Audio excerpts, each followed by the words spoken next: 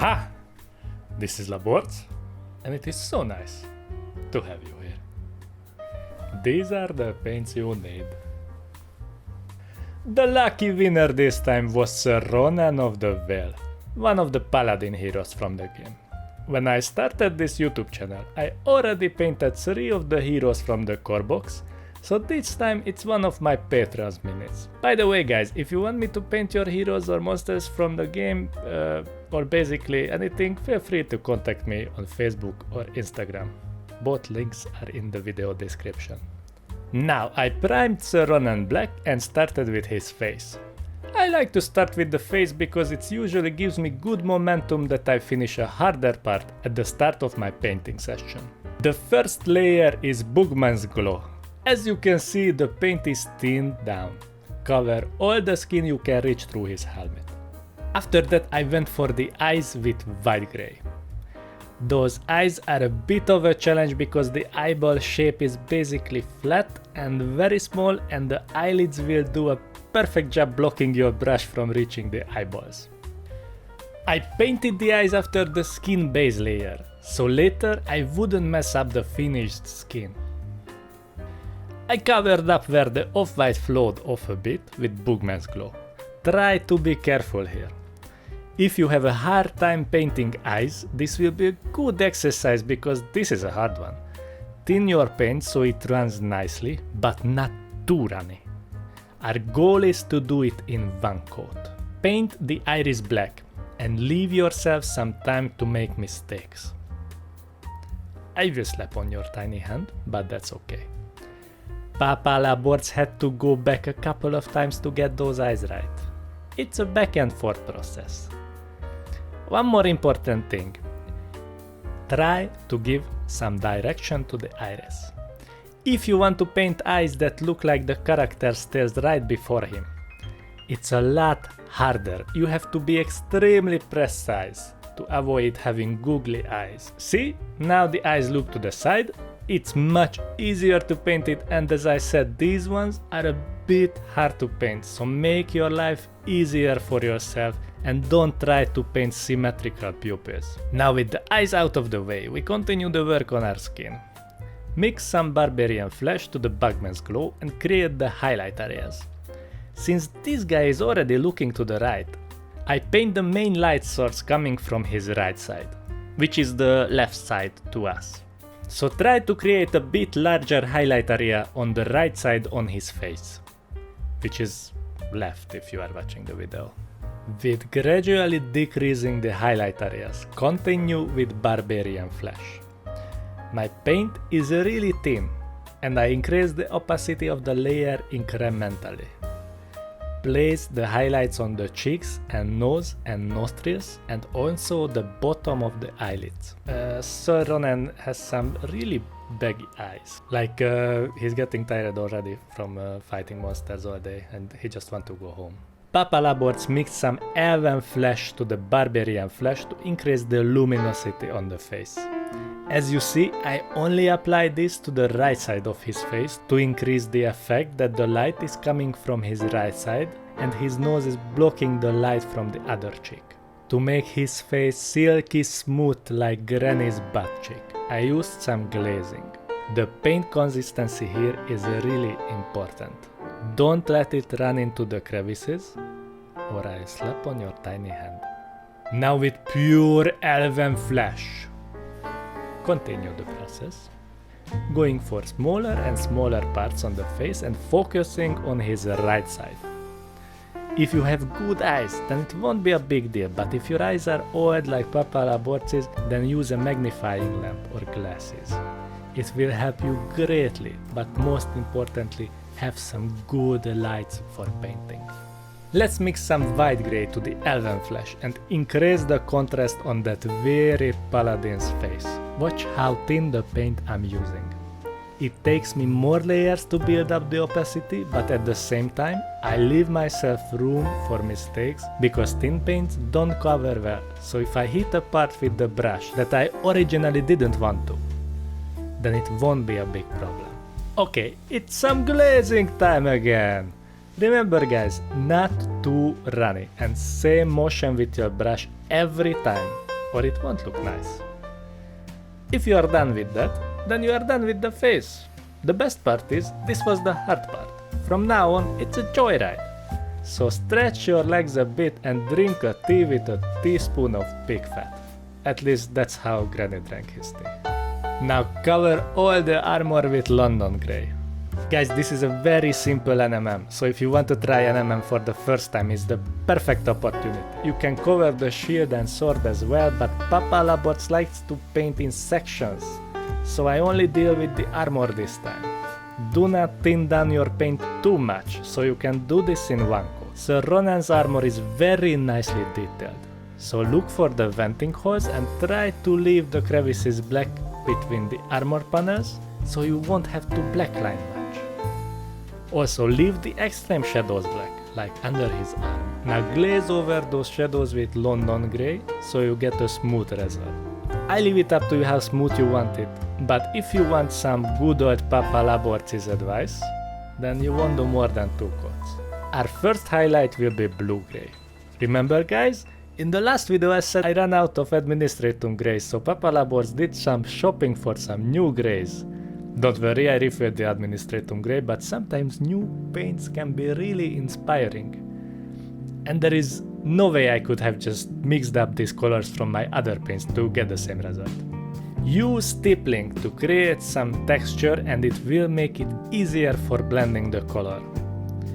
Remember guys, light is coming from the left. His right shoulder would catch the most light, then the right side of the leg and the shield. So make those highlight areas the largest. Then glaze over this layer so it will blend in so smooth and silky, so you may think it's Granny's butt cheek, but it isn't.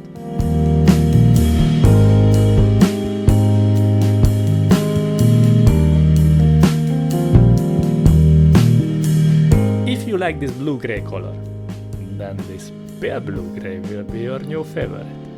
So go smaller and smaller with the highlighted areas, but still make the layers opaque as possible.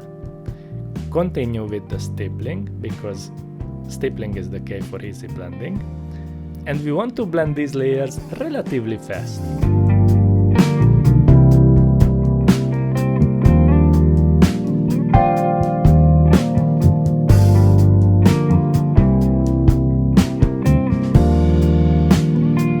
Do 2 layers of glaze to make it smooth.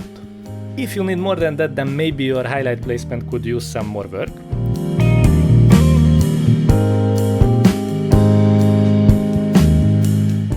Now with a heavy glaze consistency of white grey, I apply the final highlights to the armor.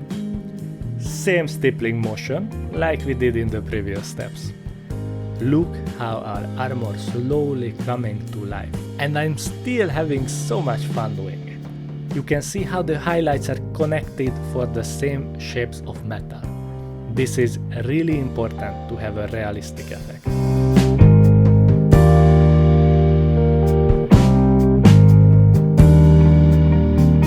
Lastly, I edge highlight nearly everything I can reach with white. This will give us those extreme reflections for the armor that metal surfaces have. To have nice edge highlight, use base layer consistency and angle your mini in a way that you can reach the edges with the side of your brush. And keep in mind that one angle might be good for one part, but watch out not to put white where you don't want to. It's easy to get tunnel vision by doing edge highlights, and it's a great opportunity to get a slap on your tiny hand. Talking about great opportunities, please give a like to the video, and if you have any questions, please leave a comment for Papa Laborc. Okay, time for his skirt or robe or drapes. Cover it all with Baneblade brown, we leave the extreme shadows black again, and remember, light is coming from the left. Use base layer consistency and slap on the paint fast so we can move on to the next part.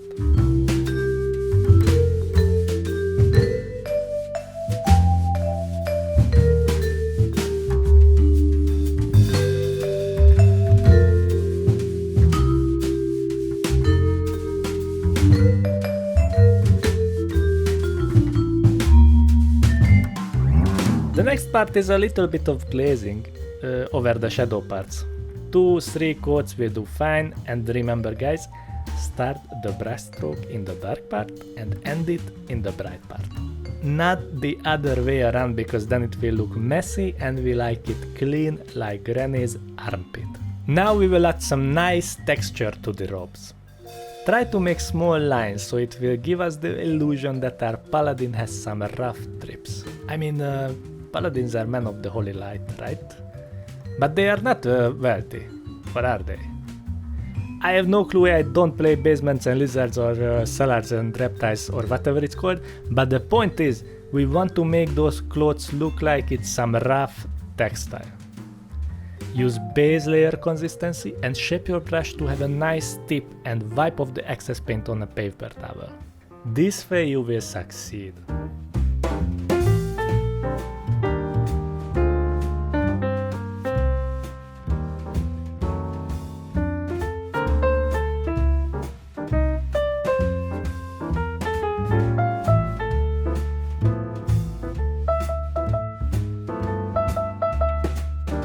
Glazing is fun and it never gets boring, and it's a privilege. So practice it to smooth out our layer. Don't go overboard with it. We want to have the texture we created, okay?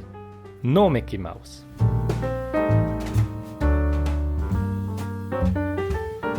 Repeat the process with Screaming School, but reduce the highlight area. Shape your brush to have a nice tip and follow the previous zigzag lines.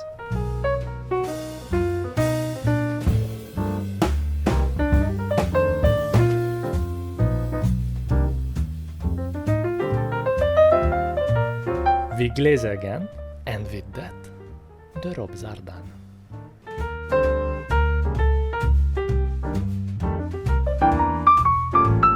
Now for all the belts and leather parts, like boots and gloves, use Dumble Brown. Use a base layer consistency, so you can do this with one coat.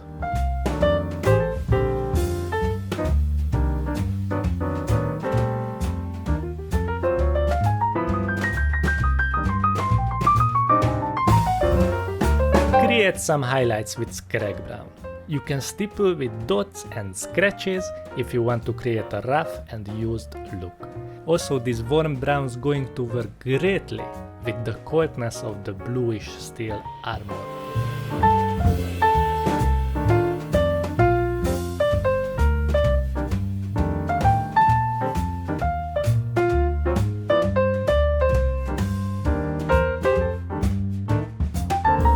Mix some Ushapti bone to the Scrag Brown and continue the process. Go around the edges creating small dots and roughly edge highlight and reach the leather straps where you can.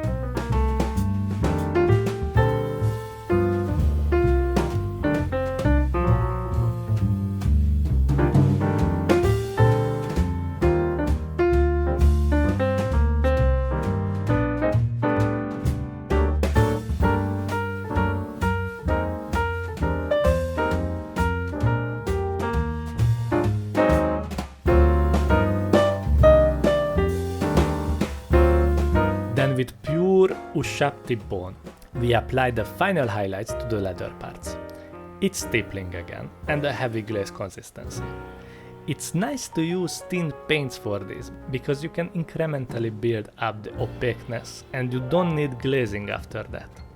It's important to have contrast on your miniature, not only in value of the colors, but between the textures as well.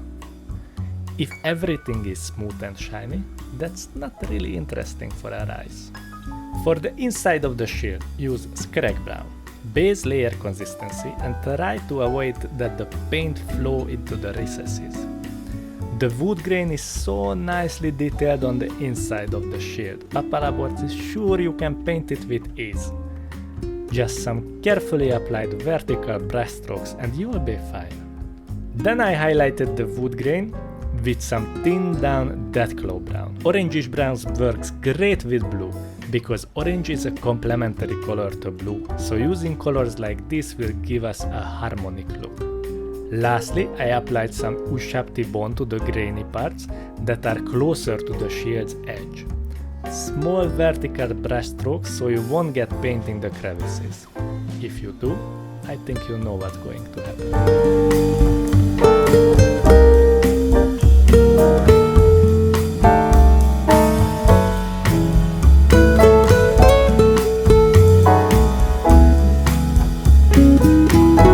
For the cloth under his armor, I use dragon red. Carefully apply it around the painted armor parts.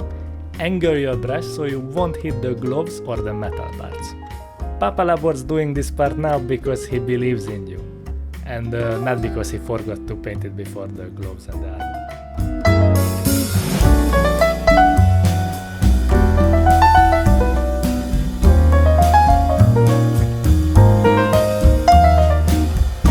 The crossguard and the pommel of the sword will be gold. Papa Laborc really likes to paint gold over small objects because it's fast and looks nice if you place the highlights right. That's the only crucial part. After that, it's a walk in the park with Granny. So Dumble Brown will be a good foundation to gold because it's a very rich warm reddish brown. The first highlight is XV88. The pommel is a real treat because it's a round object. So if you place circle-shaped highlight on it, it's gonna look nice. The crossguard on the other hand is flat, so we put a rectangle-shaped highlights which will follow the crossguard shape nicely. Now decrease the highlight areas with Valor Brown to get some more yellow to our gold. If you have a hard time highlighting small objects, just make a transition through the shape and wrap it up with an edge highlight. Continue the process with Ushapti bone.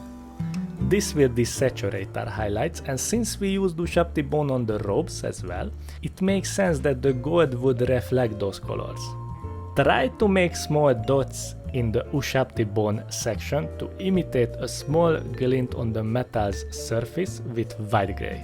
I tried to convince Granny that sugar-free ice cream is bad for everyone and you need to eat the real stuff. She always was like, "Oh, no, you're killing me, I have diabetes." And I told her, yes, it's very nice, it's vanilla flavored. Now wrap it up with some pure white edge highlight and the crossguard is done.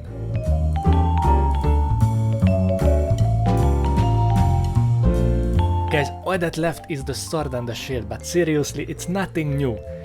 It's the exact same process like we did with the armor, but I show it to you anyway so you can see the highlight placements and you can still spend some quality time with Papa Laborc. So we start with London Grey on the shield and on the sword.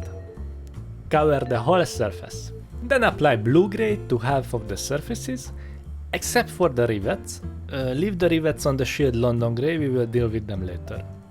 Use stippling between the layers, especially on the sword. The blade is a flat surface, so you're going to need more layers to blend it in. Next is pale grey blue, as you may have guessed.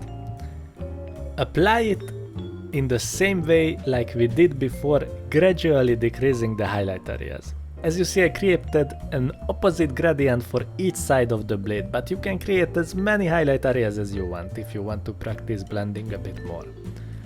I love painting NMM. It's like building a house from the foundation as our base color and the roof is the edge highlight. But what you do between these steps can vary so much and it's real interesting to me. Lastly, add some white grey to the highlight areas, like the end of the sword. Guys, I thought that my camera was overexposed for a second, but turns out it's only the sword that has some crazy highlights. Edge highlight the blade and the sword is done.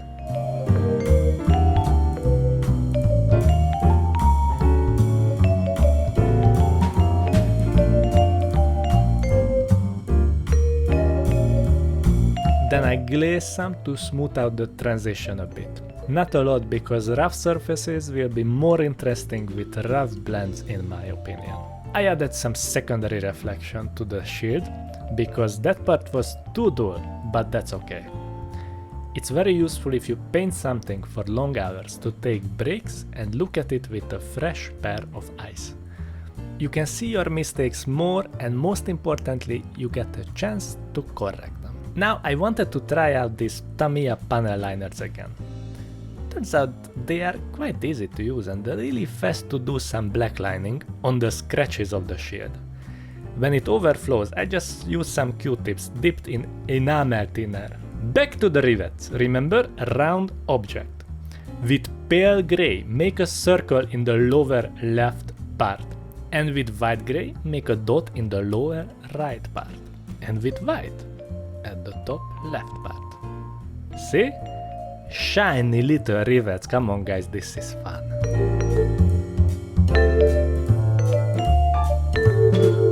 Also highlight the scratches with white.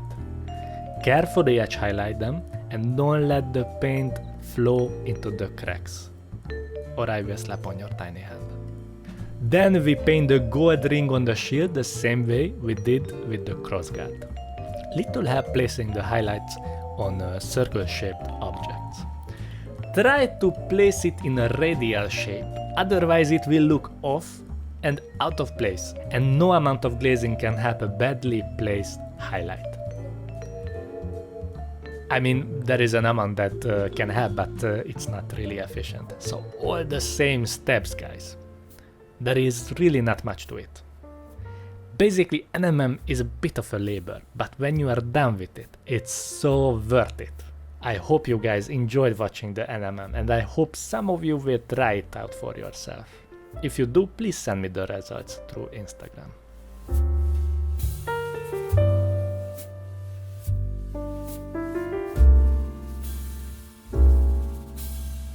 For some finishing touches, I increased the highlight for some leather parts, mostly with Ushapti bone, and painted the tiny leather straps I left out before.